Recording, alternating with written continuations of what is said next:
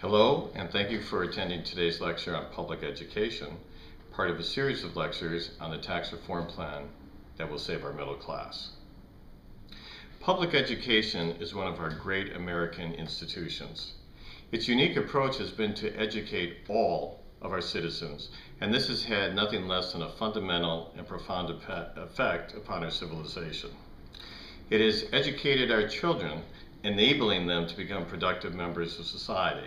It has advanced our culture generation by generation.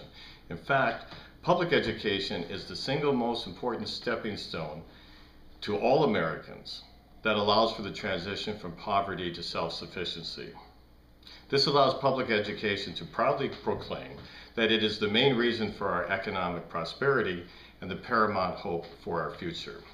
So, it is with great sadness that over the last 30 years we have witnessed the decline in our commitment to public education.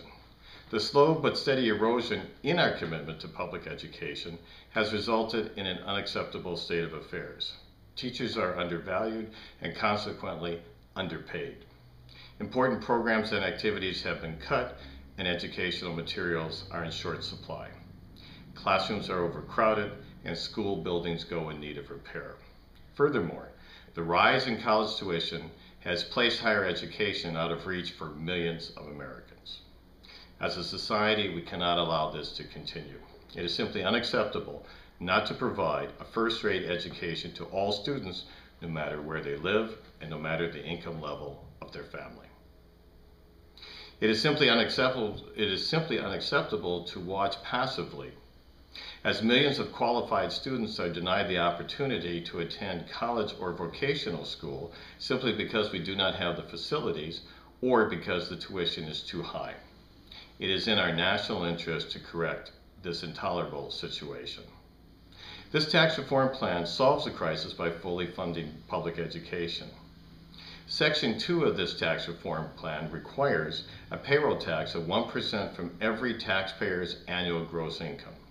This raises almost $90 billion per year, and this revenue is earmarked only to be used for public education. When combined with the state's contribution required from Section 8 of this tax reform plan, which states that 50% of the money redistributed to the states must be spent on public education, this amounts to about $163 billion. When you add these two numbers together, you realize that the funding for public education has increased by 455%. Fully funding public education will provide the revenue necessary to make all schools superior schools, and that's really the key. Every child, no matter where they live, should be able to go to a great school, a superior school. And superior schools will need great teachers, and the increased funding that is provided from this tax reform plan will provide the revenue necessary to attract a new group of highly skilled, highly competent men and women to the teaching profession and pay them what they are truly worth. It will allow for the expansion of existing schools and the building of new schools. Fully funding public education means that our children will not be placed in overcrowded classrooms. It means that there will be no unfunded mandates. It means that the arts and sciences will be fully funded. It means that every school can have theater, music, art, and dance. It means that our students will have all the books, computers, and technical support necessary to compete in an ever-changing world. And it means that all schools, rural, urban, and suburban, will be funded equally. Fully funding public education also means that all qualified students will be able to attend college or vocational school free of charge. This will end the debate as to whether a college or a vocational school education should be a privilege reserved for those who can afford it or a right that belongs to every citizen. It will end the crushing debt incurred from attending college on student loans. It will erase the burden placed on parents who have had to save for years simply to send their children to school.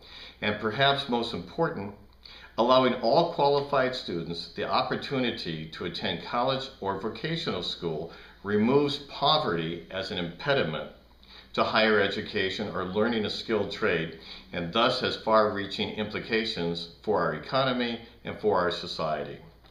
Removing poverty as an impediment to a great education will result in a decreasing number of poorly educated, unskilled, lower-class people. At the same time, it will increase the number of highly skilled, highly educated middle-class people. And increasing the number of middle-class people is the key to stabilizing and protecting our democracy. Now, for complete details on how this can be accomplished, how we can have superior schools and still pay lower taxes. In fact, to find out how we can pay lower taxes and still have national health care, a solvent social security system, and a great public education system, please refer to the website www.serioustaxreform.com. I thank you for listening, and I look forward to speaking with you at the next lecture.